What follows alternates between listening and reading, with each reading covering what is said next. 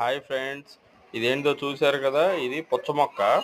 So వేసవకాలం వచ్చేస్తుంది కదా, మనం కూడా మన టెర్రస్ మీద ఒక పుచ్చ మొక్క పెంచుకుంటే మనమే సొంతంగా కాయలు కాయించుకోవచ్చులే అన్నట్టు ఒక పుచ్చ మొక్క పెట్టాము.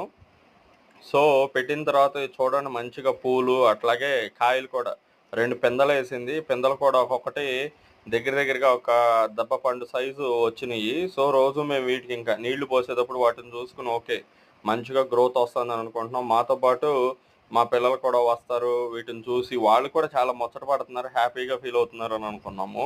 సో నేనైతే ఇంకా స్పెషల్గా అదిగో మన మార్కెట్లో ఉన్న పుచ్చకాయ చూపిస్తున్నాను కదా, దీన్ని తెచ్చుకున్నప్పుడు దీని సైజ్ చూసి ఓకే ఈ పుచ్చకాయ కూడా సేమ్, ఎందుకంటే ఆ గ్రోత్ చూసి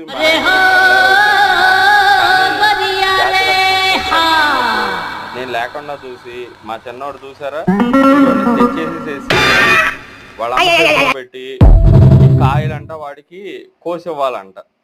వాళ్ళ అమ్మకి ఇన్స్ట్రక్షన్ ఇస్తున్నాడు. వీడికి తోడు వీళ్ళ అన్న వాడు కూడా తెచ్చి వాడు వీడు ఇద్దరు కూడబలుక్కుని ఇద్దరు కాయలు కోసేసుకుని వచ్చి నేను లేకుండా చూసి నేనుంటే మళ్ళీ కొడతానేమోనని తెచ్చి వాళ్ళ అమ్మకి ఇచ్చారు. చూడండి వాడి ఫేస్లో ఎంత అసలు విజయ గర్వంగా అనిపిస్తుంది, నేను కోసేసాను మన కాయి అనుకుని.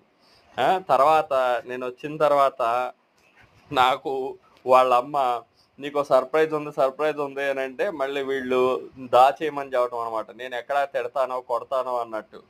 సరే అని నేను మళ్ళీ నెక్స్ట్ డే పొద్దున్నే పైకి వెళ్ళి వాటర్ పోస్తా అంటే చెట్టు కాయలు లేవు. సో నేను అప్పుడు రియలైజ్ అయ్యాను అనమాట, దాని మీనింగ్ ఓహో వీళ్ళు నేను ఇచ్చే నా సర్ప్రైజ్ ఇది అని.